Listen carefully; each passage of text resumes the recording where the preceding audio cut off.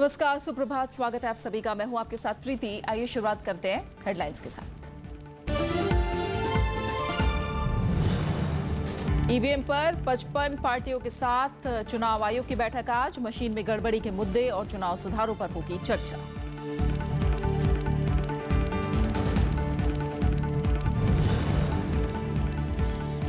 अंतरिक्ष के क्षेत्र में भारत और श्रीलंका के बीच बढ़ेगा सहयोग। प्रधानमंत्री नरेंद्र मोदी ने राष्ट्रपति मैत्रीपाला सिरिसेना और प्रधानमंत्री रानिल विक्रमसिंघे से आपसी हितों के मुद्दों पर की चर्चा। श्रीलंका ने ठुकराई चीन की पनडुब्बी खड़ा करने की गुजारिश। 3 तलाक निकाह हलाला पर सुप्रीम कोर्ट में सुनवाई शुरू। मजहबी मान्यता के मसले पर पहले विचार, बहुविवाह पर नहीं होगा फैसला।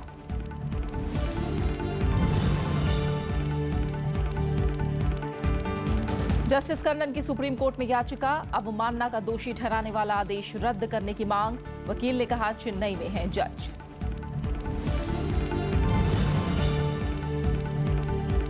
और एशियाई कुश्ती चैंपियनशिप में भारत को 2 कांस्य पदक। अनिल कुमार ने उज्बेकिस्तान के पहलवान को दी पटखनी। ज्योति को हार के बावजूद मिला पदक।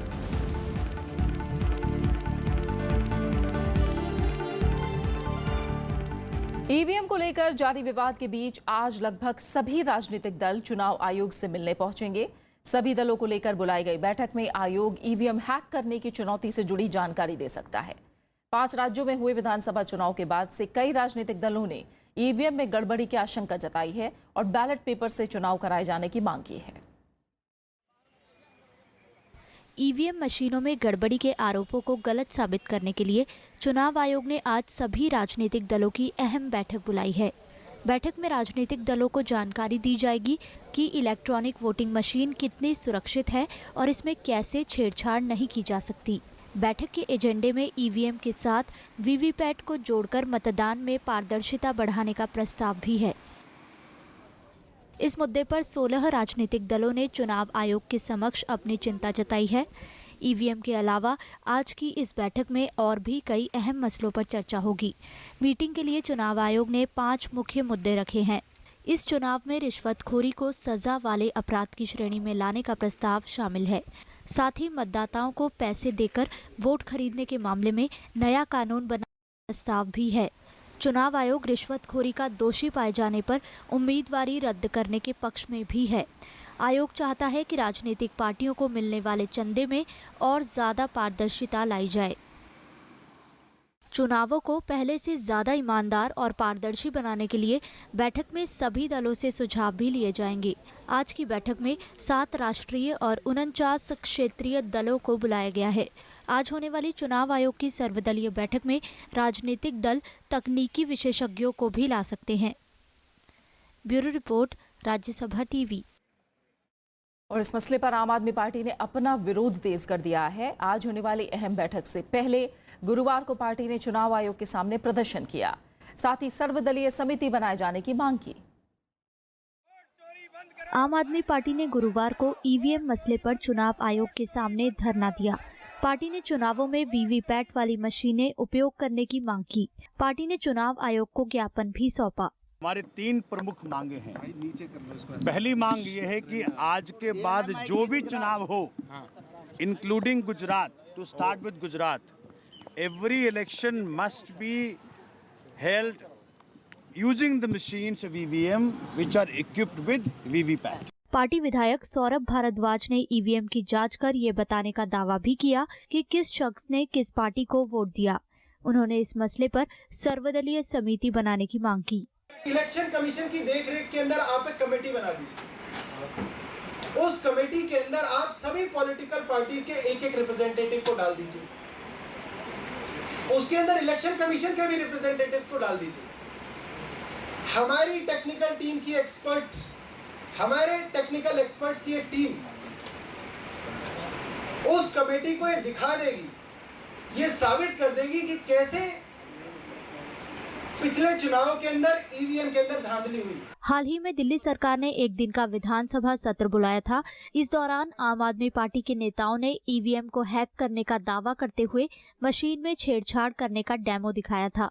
हालांकि चुनाव आयोग ने पार्टी के इस दावे को खारिज करते हुए कहा था कि जिस मशीन को प्रयोग के लिए इस्तेमाल किया गया वो चुनाव आयोग की नहीं थी। अनु दीवान, राज्यसभा टीवी। 3 तलाक पर कल से सुनवाई शुरू करते हुए सुप्रीम कोर्ट ने साफ कर दिया है कि इस मामले में केवल मानवाधिकार और कानूनी पहलू पर विचार किया जाएगा। बहुविवाह पर सुनवाई नहीं होगी। मामले में अमिकस क्यूरी सलमान खुर्शीद ने कोर्ट में कहा कि ट्रिपल तलाक कोई मुद्दा ही नहीं है, क्योंकि पति और पत्नी के बीच बिना सुलह की कोशिशों के तलाक को पूरा ही नहीं माना जाएगा। सुप्रीम कोर्ट में 3 तलाक के मुद्दे पर गुरुवार से बहस शुरू हो गई है। कोर्ट ने साफ किया है कि पहले ये तय किया जाएगा कि ये मामला मौलिक अधिकार का है या धर्म का। सुप्रीम कोर्ट ने कहा है कि अगर 3 तलाक धर्म का मामला हुआ तो इसमें दखल नहीं देगी। वहीं सरकार पहले ही साफ कर चुकी है कि 3 तलाक का मामला महिला के न्याय, सम्मान और समानता का है। 3 तलाक की हर पीड़ित महिला के साथ मजबूती से खड़ी है। 3 तलाक का विषय न धर्म का है, न पूजा पद्धति का है, न किसी समुदाय का है। 3 तलाक का विषय है नारी न्याय, नारी गरिमा, नारी समानता। इस मामले पर सुनवाई लगातार 10 दिन तक चलेगी। सुनवाई में पहले 3 दिन चुनौती देने वालों को मौका मिलेगा, फिर 3 दिन डिफेंस वालों को मिलेंगे। सुप्रीम कोर्ट उन देशों के कानून को भी देखेगा जहां 3 तलाक को रोका गया है। उनको आर्टिकल 14, 15, 21 पर टेस्ट नहीं किया जा सकता है, तो अगर ये व्यू लेते हैं तो उसके बाद जाहिर है उनको फिर टेस्ट ट्रिपल तलाक भी पार्ट ऑफ पर्सनल लॉ है, तो उसको आर्टिकल 14 पर टेस्ट करने का क्या सवाल पैदा होता है। तो हमें तो पूरी उम्मीद है कि सुप्रीम कोर्ट अपने पुराने व्यू को उसी पर कायम रहेगा। मुस्लिम महिलाओं की ओर से दायर याचिका में मुस्लिम समुदाय में जारी 3 तलाक प्रथा को चुनौती देते हुए उसे असंवैधानिक बताया गया है। हमारी ये कि कोडिफिकेशन हो जाना चाहिए, और जो ये मौलवी मौलाना अपनी राजनीति कर रहे हैं, अपने दारुल कज़ा चला रहे हैं और अपने फैमिली लॉज जो हैं वो ज़बरदस्ती इन्होंने लोगों पर थोप रखे हैं। ये कोर्ट में जाने से लोगों को रोकते हैं और नेशन की मेन स्ट्रीम में लोगों को आने से रोकते हैं, तो वो सब चीज़ों का एंड हो जाना चाहिए। कोर्ट ने पिछली सुनवाई में जोर देते हुए कहा था कि ये मामला बहुत गंभीर है और इसे टाला नहीं जा सकता। कोर्ट ने पहले ही साफ कर दिया था कि इस सुनवाई में यूनिफॉर्म सिविल कोड पर कोई चर्चा नहीं की जाएगी। Bureau report, Rajya Sabha TV. Pakistan की ओर से जम्मू के नौशेरा सेक्टर में कल संघर्ष विराम उल्लंघन किया गया, जिसका भारतीय सेना ने मुंहतोड़ जवाब दिया। इसके बाद पाकिस्तान ने इस्लामाबाद में भारत के उप उच्चायुक्त जेपी सिंह को तलब किया। इधर कश्मीर के हालात का जायजा लेने श्रीनगर पहुंचे केंद्रीय गृह सचिव राजीव महर्षि ने राज्यपाल एनएन वोहरा, मुख्यमंत्री महबूबा मुफ्ती और अधिकारियों से मुलाकात की। कश्मीर घाटी में बढ़ती आतंकी हिंसा और पत्थरबाजी की घटना के बीच केंद्रीय गृह सचिव राजीव महर्षि गुरुवार को श्रीनगर पहुंचे। उन्होंने सबसे पहले मुख्यमंत्री महबूबा मुफ्ती से मुलाकात की। इस दौरान कश्मीर के मौजूदा हालात पर चर्चा हुई। इसमें केंद्र की ओर से उठाए जा रहे कदमों और राज्य की जरूरतों पर बातचीत हुई। बाद में केंद्रीय गृह सचिव ने राज्यपाल एनएन वोहरा से मुलाकात की और राज्य की आंतरिक सुरक्षा पर बात की। केंद्रीय गृह सचिव ने पुलिस, खुफिया एजेंसियों और राज्य के अधिकारियों के साथ भी बैठक की। कश्मीर में पिछले महीने पुलवामा में सुरक्षा बलों की सख्ती के विरोध में छात्रों का प्रदर्शन थम नहीं रहा है। गुरुवार को अनंतनाग और बारामूला जिले में आंदोलन कर रहे छात्रों और सुरक्षा बलों के बीच झड़प हुई। प्रदर्शनकारियों ने सुरक्षा बलों पर पत्थरबाजी की। श्रीनगर लोकसभा चुनाव के दौरान हिंसा के बाद से कश्मीर घाटी में हालात बिगड़ गए। It is a problem for all of us, and I think to solve this, we need the good wishes of all the parties to work towards the political settlement of this problem. इधर पाकिस्तान ने जम्मू के Nowshera sector में एक बार फिर संघर्ष विराम का उल्लंघन किया। देर रात ऑटोमेटिक हथियार से गोलीबारी और मोर्टार दागे गए। फायरिंग की चपेट में आने से एक महिला की मौत हो गई और उसका पति घायल हो गया। हमारी टीम्स गई हुई हैं फील्ड में कि कहां पे कितना नुकसान हुआ है। हमने एहतियात के तौर पे जितने भी बॉर्डर के साथ लगे गांव हैं, वहां पे जितने भी स्कूल्स हैं उनको हमने बंद किया है। वहीं सेना की जवाबी कार्रवाई में पाकिस्तान के 2 सैनिकों के घायल होने की खबर है। पाकिस्तान सेना का दावा है कि भारत की ओर से गोलीबारी में एक शख्स की मौत हुई है और 3 घायल हुए हैं। Bureau report, Rajya Sabha TV. BSP ने निकाले गए नसीमुद्दीन सिद्दीकी ने पार्टी प्रमुख मायावती पर कल कई आरोप लगाए। नसीमुद्दीन ने कहा कि मायावती अल्पसंख्यकों के बारे में अच्छी राय नहीं रखती हैं। उन्होंने कहा कि मायावती अपने मुकाबले पार्टी में किसी को खड़ा नहीं होने देना चाहती। वो किसी और दलित को मुख्यमंत्री बनते भी नहीं देख सकती। नसीमुद्दीन ने आरोप लगाया कि मायावती ने पार्टी के लिए पैसे की मांग भी की। आपने जो कहा मैंने जी बहन जी के अलावा कुछ कहा ही नहीं। बताइए, बोले 50 करोड़ रुपए की पार्टी को जरूरत है। मैंने कहा बहन जी मैं कहां से लाऊं, मेरे पास तो नहीं है। बोले अपनी प्रॉपर्टी बेच दो। बीएसपी अध्यक्ष मायावती ने नसीमुद्दीन सिद्दीकी के आरोपों का जवाब दिया है। उन्होंने कहा कि वो लोगों से उगाही और ब्लैकमेलिंग कर रहे थे और लोगों ने उनकी पार्टी विरोधी गतिविधियों की शिकायत की थी। इसके बाद उन पर कार्रवाई की गई। उन्होंने ये बताया कि बहन जी नसीमुद्दीन सिद्दीकी जिसको आपने इधर पश्चिमी में लगाया है, ये बहुत बड़ा ब्लैकमेलर है, ये बहुत बड़ा टेपिंग ब्लैकमेलर है और उसकी आड़ में ये धंधा करता है, ये पैसा कमाता बहुत बड़ा ब्लैकमेलर है। दिल्ली के पूर्व मंत्री कपिल मिश्रा ने कल 400 करोड़ रुपए के टैंकर घोटाले बयान दर्ज कराया। कपिल मिश्रा दोपहर 12 बजे भ्रष्टाचार निरोधक ब्यूरो के कार्यालय पहुंचे। वो करीब 1.5 घंटे तक वहां रहे। उन्होंने आरोप लगाया कि मुख्यमंत्री अरविंद केजरीवाल ने जांच को प्रभावित करने की कोशिश की। ये मामला शीला दीक्षित सरकार के वक्त का है। कपिल मिश्रा ने कहा कि उन्होंने सारी जानकारी भ्रष्टाचार निरोधक ब्यूरो को दे दी है। कपिल मिश्रा फिलहाल अनशन पर हैं। वो अरविंद केजरीवाल और आम आदमी पार्टी के दूसरे नेताओं के विदेश दौरों की जानकारी सार्वजनिक करने की मांग कर रहे हैं।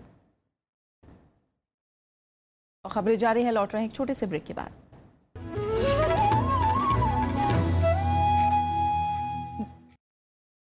যদি তোর ডাক শুনে কেউ না আসে তবে একলা চলো রে, যদি তোর ডাক শুনে কেউ না আসে তবে একলা চলো রে, একলা চলো একলা চলো একলা চলো একলা। विरासत में इस बार गुरुदेव रविंद्रनाथ ठाकुर का रचना संसार हिंदी में पहली बार सिर्फ राज्यसभा टेलीविजन पर। একলা চলো একলা চলো একলা চলো রে। घटम प्राचीन दक्षिण भारतीय ताल वाद्य जब बजता है तो सृष्टि के 5 तत्वों धरा, जल, वायु, अग्नि और आकाश के स्वर को इसकी धुन में किया जा सकता है महसूस। घटम पर उंगलियों और हथेली के थाप से उत्पन्न हुई स्वर तरंग पैदा करती है अद्भुत ताल।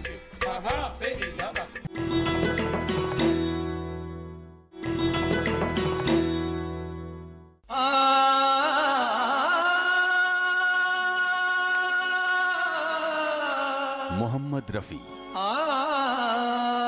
हिंदी सिने संगीत की अजीम शख्सियत।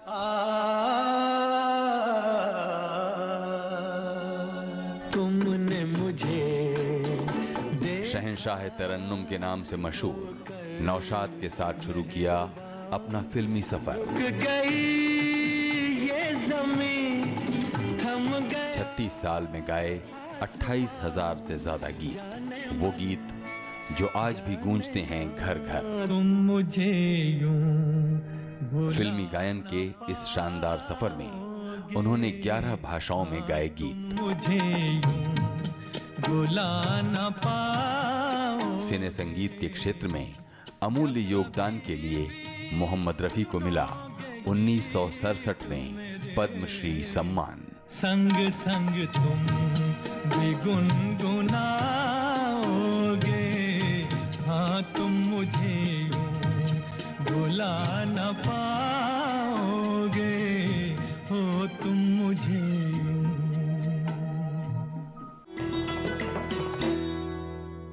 कोयलियां कूक सुनावे।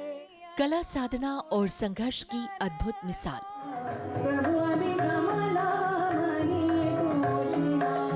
ये जो अंकुर यहाँ वर्धा में अंकुरित हुआ था, ये पनपने का पूरा खत पानी उसमें डालने का काम इंदौर में हुआ। अच्छा। गुरु शिष्य परंपरा की पैरोकार और संगीत जिनके नजदीक है सबसे बड़ी थेरेपी। म्यूजिक एक थेरेपी है और हम कहेंगे वो सप्लीमेंट के रूप में बहुत अच्छा है कि किसी दवाइयों के साथ साथ उन रागों को सुने जो राग उस रोग पर असर करते हैं। मिलिए शख्सियत में मशहूर मारूफ गायिका शोभा चौधरी से शनिवार रात 10:30 बजे और रविवार शाम 4:30 बजे सिर्फ राज्यसभा टीवी पर।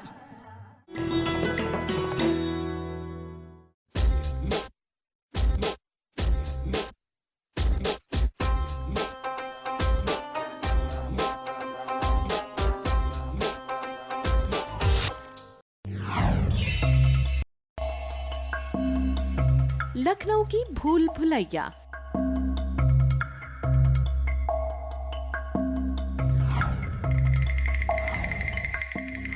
रहस्य और रोमांच से भरे 489 जीने और गलियारे।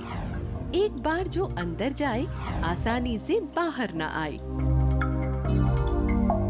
अगर साथ गाइड ना हो तो बस इस 3 मंजिला परिसर में घूमता ही रह जाए। कहते हैं अकाल से प्रजा थी परेशान, तब लोगों को काम देने के लिए अवध के नवाब आसिफुद्दौला ने सन 1784 में करवाया इसका निर्माण।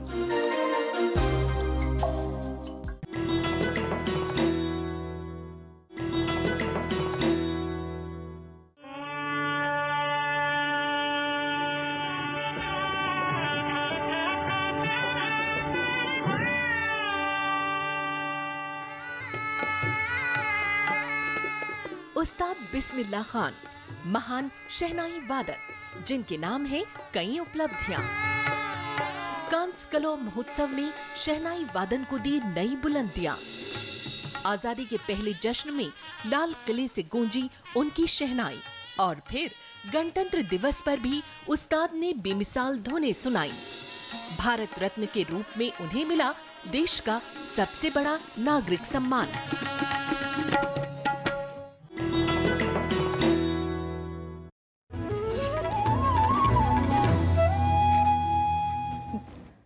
जीएम सरसों की खेती की सिफारिश की गई है। जेनेटिक इंजीनियरिंग से जुड़ी समिति ने इसे मंजूरी दी है। पीटीआई के मुताबिक समिति ने अपनी सिफारिश पर्यावरण मंत्रालय को भेजी है। समिति ने सुरक्षा से जुड़े पहलू पर उप समिति की रिपोर्ट देखने के बाद ये फैसला किया है। अब पर्यावरण मंत्रालय को इस पर आखिरी फैसला लेना है। हालांकि समिति ने खेती के लिए कई तरह की शर्तें भी रखी हैं। इस मसले पर पर्यावरण मंत्रालय को 700 से ज्यादा सुझाव मिले हैं। हालांकि पर्यावरण कार्यकर्ताओं का एक धड़ा जीएम सरसों की खेती का विरोध कर रहा है। नेशनल ग्रीन ट्रिब्यूनल ने डीडीए को कल कड़ी फटकार लगाई। डीडीए ने विशेषज्ञ समिति की रिपोर्ट पर सवाल उठाए। समिति ने आर्ट ऑफ लिविंग के कार्यक्रम से यमुना को नुकसान का आकलन किया था। एनजीटी ने कहा कि जीवन भर पर्यावरण के लिए काम करने वालों की रिपोर्ट पर डीडीए को सवाल उठाने का अधिकार नहीं है। एनजीटी ने इस मसले पर कार्रवाई की चेतावनी भी दी। डीडीए ने कहा कि वो सिर्फ समिति के निष्कर्षों और उपयोग में लाई गई तकनीक पर सवाल उठा रहे हैं। समिति के मुताबिक यमुना के आसपास जैव विविधता को फिर बहाल करने के लिए 42 करोड़ रुपए लगेंगे। मुख्य आर्थिक सलाहकार अरविंद सुब्रमण्यम ने भारत की रेटिंग नहीं बढ़ने की आलोचना की है। उन्होंने कहा कि भारत और चीन को रेटिंग देते वक्त वैश्विक रेटिंग एजेंसियां असंगत रवैया अपना रही हैं। उन्होंने कहा कि आर्थिक गतिविधियों में सुधार के बावजूद भारत की BBB- रेटिंग नहीं सुधारी गई है, जबकि चीन की आर्थिक गतिविधियों में जोखिम के बावजूद उसकी रेटिंग बढ़ाकर AA- कर दी गई है। एजेंसियों ने भारत को निवेश श्रेणी के निचले पायदान पर रखा है। इससे वैश्विक बाजार से कर्ज मिलना महंगा हो जाता है, क्योंकि निवेश को जोखिम से भरा माना जाता है। पिछले हफ्ते आर्थिक मामलों के सचिव शक्तिकांत दास ने कहा था कि रेटिंग एजेंसियां जमीनी सच्चाइयों से वाकिफ नहीं हैं। आतंकियों के खिलाफ आक्रामक रुख का संकेत देते हुए सेना ने विशेष अभियान शुरू करने का फैसला किया है। पीटीआई के मुताबिक कश्मीर में सेना कार्डन एंड सर्च ऑपरेशन यानी घेरा डालना और तलाशी अभियान को दोबारा शुरू करने जा रही है। जानकारी के मुताबिक दक्षिण कश्मीर में आतंकी सबसे ज्यादा सक्रिय हैं, इसलिए सेना आतंकवाद प्रभावित कुलगाम, पुलवामा, तराल, बडगाम और शोपियां में कासों का बड़े पैमाने पर इस्तेमाल किया जाएगा। स्थानीय आबादी के सख्त विरोध के बाद इस प्रणाली को 15 साल पहले बंद कर दिया गया था। 2001 के बाद कासों का इस्तेमाल सिर्फ विशेष खुफिया सूचना मिलने पर ही किया गया। प्रधानमंत्री नरेंद्र मोदी श्रीलंका की 2 दिवसीय यात्रा पर कोलंबो में हैं। इस यात्रा का मकसद दोनों देशों के बीच पारंपरिक संपर्क को मजबूत बनाना है। ये यात्रा ऐसे समय में हो रही है जब चीन श्रीलंका में अपना पैर जमाने की कोशिश कर रहा है। प्रधानमंत्री की इस यात्रा से चीन को झटका भी लगा है। प्रधानमंत्री मोदी के कोलंबो पहुंचने पर हवाई अड्डे पर श्रीलंकाई प्रधानमंत्री रानिल विक्रमसिंघे, विदेश मंत्री मंगला समरवीरा समेत कई वरिष्ठ मंत्रियों ने उनकी आगवानी की। हवाई अड्डे पर प्रधानमंत्री को श्रीलंका की वायुसेना ने सलामी भी दी। इसके बाद प्रधानमंत्री ने गंगा रमैया मंदिर का दौरा भी किया। कल रात प्रधानमंत्री नरेंद्र मोदी और श्रीलंका के राष्ट्रपति मैत्रीपाला सिरिसेना के बीच मुलाकात भी हुई। इस दौरान दोनों नेताओं ने द्विपक्षीय संबंधों के स्तर की समीक्षा की। प्रधानमंत्री आज अंतर्राष्ट्रीय वैसाख दिवस समारोह में शामिल होंगे। The focus on Buddhism, how the promotion of tourism, the Buddhist circuit and the connectivity between our two countries, and also the President of Sri Lanka mentioned about Bay of Bengal cooperation, which Prime Minister welcomed. इससे पहले प्रधानमंत्री ने श्रीलंका के पूर्व राष्ट्रपति महिंदा राजपक्षे से भी मुलाकात की। इस मौके पर श्रीलंका के पूर्व राष्ट्रपति ने वर्षों से दोनों देशों के बीच चले आ रहे द्विपक्षीय सहयोग की सराहना की। महिंदा राजपक्षे ने नरेंद्र मोदी से मुलाकात का अनुरोध किया था। प्रधानमंत्री आज भारत के 150 करोड़ रुपए की मदद से तैयार किए गए अस्पताल का उद्घाटन करेंगे। साथ ही भारतीय मूल के लोगों को भी संबोधित करेंगे। So he will be visiting Kandy tomorrow, the temple of the Tooth Relic, and also he'll be the first Prime Minister of India to be visiting the hill country region of Sri Lanka. वहीं प्रधानमंत्री नरेंद्र मोदी की यात्रा से चीन को झटका लगा है। दरअसल चीन की तरफ से पैठ बढ़ाने की जुगत के बीच श्रीलंका ने पनडुब्बी खड़ा करने के चीन के आग्रह को ठुकरा दिया है। श्रीलंका की तरफ से 2014 में चीनी पनडुब्बी को खड़ा करने की मंजूरी देने को लेकर भारत ने कड़ा विरोध दर्ज कराया था।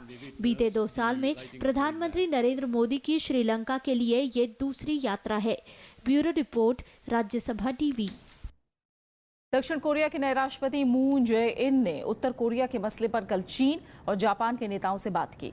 चीनी राष्ट्रपति शी जिनपिंग से बातचीत में दोनों ने उत्तर कोरिया को परमाणु हथियार हासिल करने से रोकने को साझा लक्ष्य बताया।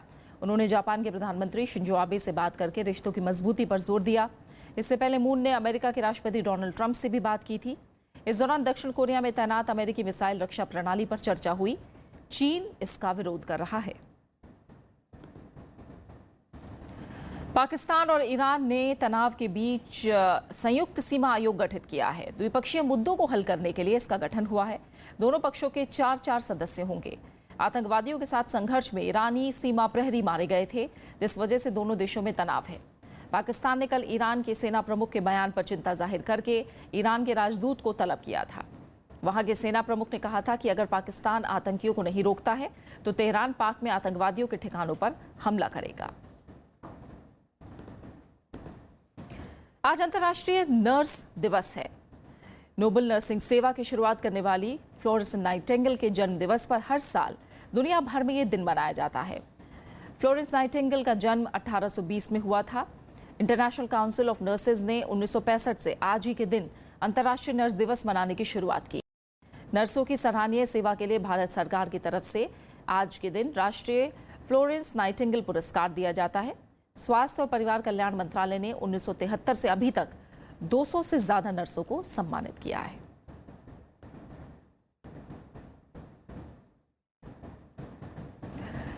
बात खेलों की। एशिया चैंपियनशिप में कल भारतीय पहलवानों ने कल 2 पदक जीते। ग्रीको रोमन पहलवान अनिल कुमार ने 85 किलो भार वर्ग के मुकाबले में अनिल कुमार ने उज्बेकिस्तान के मुहम्मदालीशम सिदिनोव को 7-6 से हराकर सीनियर एशिया कुश्ती प्रतियोगिता में दूसरा कांस्य पदक जीत लिया है।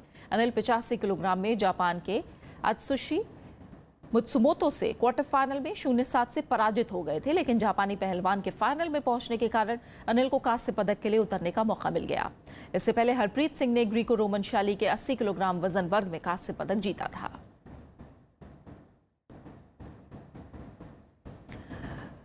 पूर्व न्यायाधीश मुकुल मुदगल को राजधानी मनामा में आयोजित फीफा की 67वीं कांग्रेस में विश्व फुटबॉल संस्था की संचालन समिति का प्रमुख बनाया गया है। न्यायमूर्ति मुदगल को पिछले साल मई में मेक्सिको में हुई फीफा कांग्रेस में संचालन समिति का उपाध्यक्ष चुना गया था। न्यायमूर्ति मुदगल के नाम का प्रस्ताव फीफा परिषद में रखा गया था। ये पद म्यूगल माजरो को हटाए जाने के बाद खाली था। यूरोपीय आयोग के पूर्व उपाध्यक्ष फिनलैंड के ओली रेहन अब न्यायमूर्ति मुदगल के साथ समिति में उपाध्यक्ष होंगे। बात खास शख्सियत की। प्रगतिवाद की पहली पंक्ति के कवि शमशेर बहादुर सिंह की आज जयंती है। शमशेर बहादुर उन कवियों में रहे जो लगातार अपनी कविता के प्रति सजग और समर्पित भी रहे। राजनीति की दृष्टि से शमशेर बहुत ज्यादा सक्रिय तो नहीं रहे, लेकिन उनकी कविता में निहित मूल्य दृष्टि में लगातार विरोध रहा। शमशेर ने कई काव्य संग्रहों की रचना की, जिनमें कुछ कविताएं दूसरा सप्तक की कविताएं, चुका भी नहीं हूं मैं, इतने पास अपने और काल तुझसे होड़ हैं। शमशेर पाठकों और आलोचकों की आलोचना का केंद्र भी रहे। उनकी कविताएं यथार्थ के धरातल पर मनोभावों के तारों से बुनी गईं, जिनकी मनोवैज्ञानिकता ने उन्हें और गहन बनाया। शमशेर कवि होने के साथ साथ सिद्धहस्त चित्रकार भी थे। उनकी कविताओं के लिए 1977 में उन्हें साहित्य अकादमी पुरस्कार से सम्मानित किया गया। 1989 में उन्हें कबीर सम्मान से भी नवाजा गया। अब आखिर में हेडलाइंस। ईवीएम पर 55 पार्टियों के साथ चुनाव आयोग की बैठक आज। मशीन में गड़बड़ी के मुद्दे और चुनाव सुधारों पर होगी चर्चा।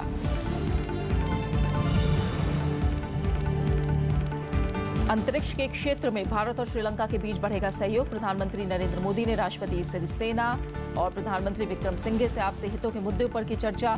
श्रीलंका ने ठुकराई चीन की पनडुब्बी खड़ा करने की गुजारिश। 3 तलाक निकाह हलाला पर सुप्रीम कोर्ट में सुनवाई शुरू। मजहबी मान्यता के मसले पर पहले विचार, बहुविवाह पर नहीं होगा फैसला।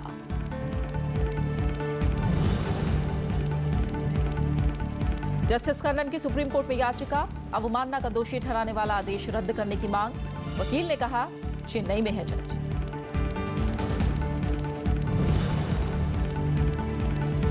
और एशियाई कुश्ती चैंपियनशिप में भारत को 2 कांस्य पदक। अनिल कुमार ने उज्बेकिस्तान के पहलवान को दी पटखनी। ज्योति को हार के बावजूद मिला पदक। और फिलहाल इस बुलेटिन में इतना ही। आगे आप देश देशांतर। नमस्कार।